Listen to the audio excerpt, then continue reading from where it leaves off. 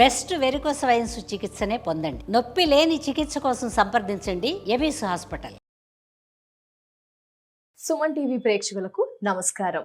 November 8 Karthika మాసంలో సంకష్టహర చతుర్దశి. మరి ఆ రోజున ఎలాంటి పూజా విధానాలు, ఆ రోజు ప్రత్యేకత ఏమిటి, ఎలాంటి నియమ నిబంధనలు పాటించాలి, ఈ వివరాలన్నీ కూడా క్లుప్తంగా తెలియజేయడానికి ప్రస్తుతం మనతో పాటు ఉన్నారు ప్రముఖ జ్యోతిష్యులు బ్రహ్మశ్రీ నందిబట్ల శ్రీహరి శర్మ గారు. వారితో మాట్లాడదాం. గురుగారు నమస్కారం. గురుగారు, వాగర్థావివ సంపృక్తౌ వాగర్థ ప్రతిపత్తయే జగతః పితరౌ వందే పార్వతీ పరమేశ్వరౌ. ఆదిత్యాయ చ సోమాయ మంగళాయ బుధాయ చ గురు శుక్ర శనిభ్యశ్చ రాహవే కేతవే నమః. శృంగేరి జగద్గురు పీఠాధిపతులకి, కంచి పీఠాధిపతులకి నమస్కారములు తెలియజేసుకుంటూ కార్యక్రమాన్ని ప్రారంభిద్దాం. గురువుగారు, మరి నవంబర్ 8న సంకష్టహర చతుర్దశి కదా గురుగారు, ఏంటి అర్థం ఏమిటి, ఆ రోజు ప్రత్యేకత ఏమిటి, ఏం చేస్తే అందరికి కూడా బాగుంటుంది, పూజా విధానాలు, ఎలాంటి నియమ నిబంధనలు తెలియజేస్తారా గురుగారు? సంకష్టహర చతుర్థి పేరులోనే ఉంది. సంకష్టములు అంటే కష్టములు, ఘోరం. సంకష్టములు అంటే ఘోరమైనటువంటి కష్టములు ఏ మానవుడికైతే కలుగుతాయో అవి తొలగడం కోసం చేసేటువంటి వ్రత విధానము ఈ సంకష్టహర చతుర్థి. మన సనాతన ధర్మంలో అనేక మంది దేవతలు ఉన్నారు, కొలుచుకుంటాం. అనేక దేవతలకి అనేక రూపాలుగా, అనేక విధాలుగా మనం ఆరాధన ఉంటుంది.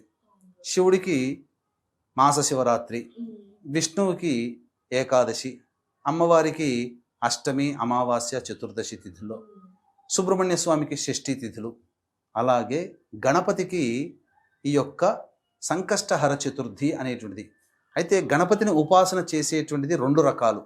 వరద చతుర్థి అని అంటారు, సంకష్ట చతుర్థి అని అంటారు. వరద చతుర్థి అని అంటే అమావాస్య వెళ్ళిన తరువాత వచ్చే చవితి తిథి రోజున చేసుకునేటువంటిది పూజా విధానం. అలాగే సంకష్టహర చతుర్థి అంటే పౌర్ణమి వెళ్ళిన తర్వాత ప్రదోషకాల సమయానికి చతుర్థి తిథి ఉండాలి, రాత్రి కాలంలో. కాబట్టి ఈ యొక్క కార్తీక మాసంలో చాలా ప్రత్యేకత ఉందమ్మా. వచ్చేటువంటి సంకష్టహర చతుర్థికి 8వ తారీఖు నవంబర్ రోజున ఏర్పడుతుంది. ఈ రోజున మనం చూసుకున్నట్లయితే ఎంతో మంది విష్ణువుని ఆరాధించే వాళ్ళకి శనివారం కదా. అవును గురుగారు, శనివారం అయింది. తర్వాత చతుర్థి తిథి ప్రదోష కాలానికి, సాయంకాలానికి, రాత్రి సమయానికి వ్యాపిస్తుంది. కాబట్టి 8వ తారీఖు అయింది. తది అనేటువంటిది కూడా ఉంటుంది, అది గౌరీదేవికి సంబంధించినటువంటిది. అలాగే మృగశిర నక్షత్రం ఉంది. ఈ మృగశిర నక్షత్రం ఉన్నటువంటి రోజున, ఈ రోజున ఏం చెయ్యాలి అంటే, ఇది ఎవరికి సంబంధించింది? కుజుడికి అధిపతి. కుజుడికి అధిష్టాన దేవత ఎవరు? సుబ్రహ్మణ్య స్వామి. మరి ఓవరాల్గా చూసుకుంటే కార్తీక మాసము శివుడికి సంబంధించింది, వారము శనివారము విష్ణువుకి సంబంధించింది, నక్షత్రము సుబ్రహ్మణ్య స్వామిది, తదియ తిథియము అమ్మవారిది. ఆ రోజున సంకష్టహర చతుర్థి. మొత్తము గణేశుని ఆరాధన చేయడానికి అద్భుతమైనటువంటి రోజుగా మనం ఈ రోజు చెప్పుకోవచ్చమ్మా, నవంబర్ 8వ తారీఖు రోజున. కాబట్టి ఈ యొక్క వ్రతాన్ని ఆచరించడానికి సంబంధించి మనం చూసుకుంటే 27 వారాలు చేయడం అనేటువంటిది మనకు పరిపాటిగా ఉంది శాస్త్ర ప్రకారం.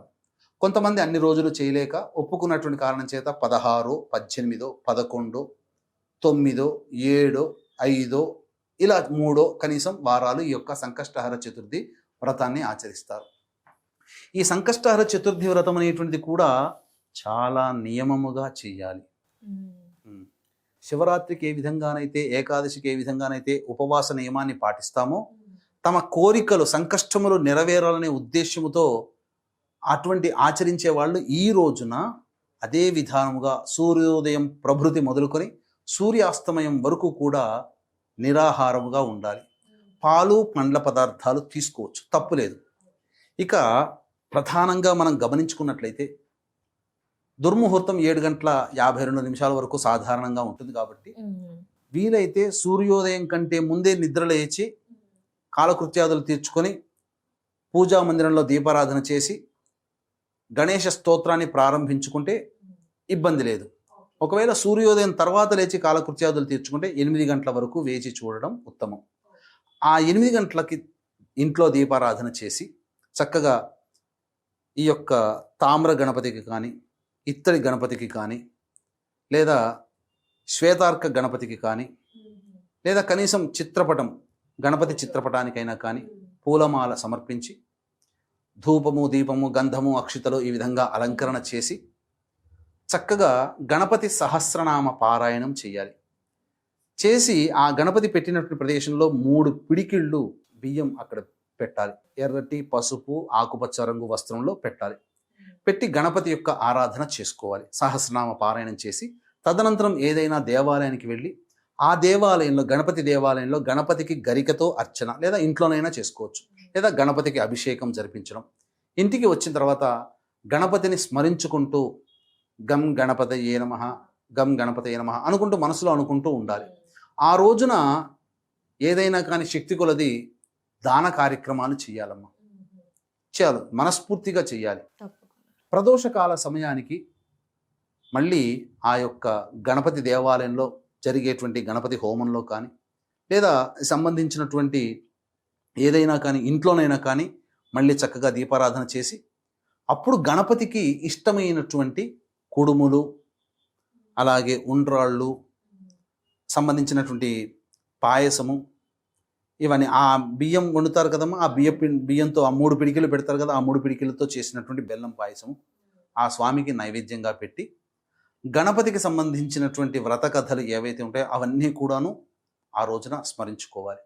స్మరించుకొని వీలైతే ఆ ప్రసాదము తిని ఉండవచ్చు, లేదా రాత్రి భోజనం చేయవచ్చు, తప్పు లేదు. ఈ విధంగా గణపతి యొక్క అనుగ్రహాన్ని పొందే ప్రయత్నం మానవుడు చేయాలి.